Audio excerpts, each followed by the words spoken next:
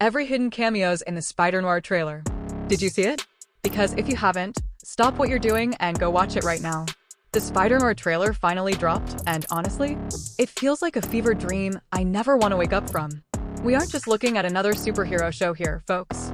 Forget the glossy, bright spandex of the MCU for a second. This is something else entirely.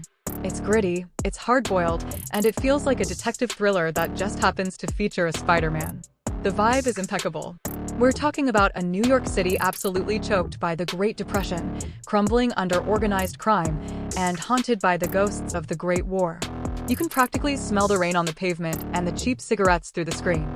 If you caught the trailer, whether in that stark, beautiful black and white or the true hue color version, you probably realize this show is an oddity. But if you looked closely, you realize something else. This show is absolutely stacked. We're talking at least 6 Rogue Gallery members. Some are making their live-action debut, and I promise you, you've never seen them like this. If you're hyped for Nicolas Cage's return to the mask, and let's be real, who isn't? Buckle up. Let's break down this alternate 1930s timeline, the weirdly beautiful cinematography, and the dark military experiments that birthed this universe's monsters. The release strategy, get your calendars out. First things first, when can we inject this into our veins? Amazon Prime Video, May 27th. They're dropping all 8 episodes at once. A full season binge. Thank you, Amazon. The catch, if you're a die-hard fan with an MGM Plus subscription, you get to see the premiere 2 days early on May 25th.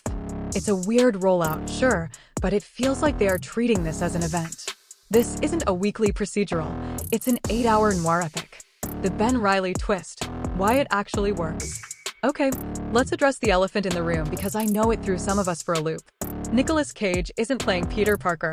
He is playing Ben Reilly. For the comic nerds among us, yes, Ben Reilly is traditionally the clone from the 90s Clone Saga. So why the switch up? The boring answer is legal rights. Sony versus Disney contracts are a headache. But creatively, I actually think this is a masterstroke. By calling him Ben Reilly, the showrunners have freed themselves. They don't have to worry about the friendly neighborhood baggage. They can craft a hero who is older, jaded, and willing to cross lines Peter never would. This is a spider who has power without responsibility, a man broken by life, trying to find a reason to give a damn again. It lets Nicolas Cage just be Nicolas Cage. Intense. Uncaged. And I am here for it. A dark new origin. No magic, just war. The original comics had a mystical spider god origin. Cool, but a bit fantasy. This series? They're grounding the mythos in the dirt and grime of the early 20th century. The trailer gives us heavy hints that these powers aren't magic. They're a result of secret World War I military experiments. We see a younger Ben in uniform, staring at a spider in a jar hooked up to industrial tubing. It's chilling because it implies the military was trying to engineer super soldiers to break the trench stalemate. This adds such a tragic layer to the story. The villains aren't just random bad guys, they are fellow veterans. They're men who went through the same hell as Ben, came back wrong, and chose a darker path. It's a brotherhood of monsters, and that shared trauma is going to hit hard. The Rogues Gallery, the big bad breakdown. The trailer moves fast, but if you pause at the right moments, you can spot 6 iconic villains reimagined for this pulp world. Silvermane, Brendan Gleeson. Casting Brendan Gleeson as a mob boss is a stroke of genius. He looks terrifying, not a cyborg, just a brutal man running a city in decline. Sandman, the cement variant. Jack Houston is Flint Marko, but with a twist. He's not sand, he looks like Cement Man.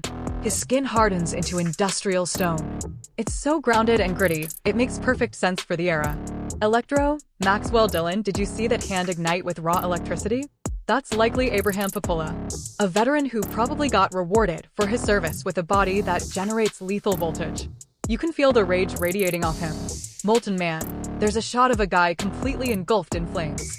If he was designed as a human flamethrower for the trenches, man, that is dark. Man Spider. Okay, body horror fans, this one is for us. That multi-eyed, distorted face? That's Man Spider. It's a haunting reminder of what Ben could become if he loses his humanity. Mr. Negative. The most visually stunning reveal. A glowing, inverted figure stalking an alleyway. In a black and white world, a villain who manipulates light and shade?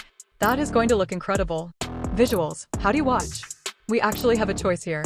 Authentic black and white, high contrast, deep shadows, 1940s cinema style. True hue Technicolor, saturated, pulp magazine style. Nick Cage said the color version is for the modern spectacle, but the black and white is the purest vision. Honestly, I might have to watch it twice just to compare.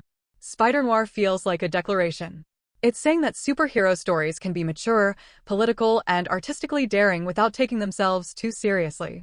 It's Chinatown meets Spider-Man. I don't know about you, but I am ready to get hurt again by a Spider-Man story. What do you guys think? Does the Ben Reilly change bother you, or are you embracing the chaos? And are you watching in BNW or color? Let me know.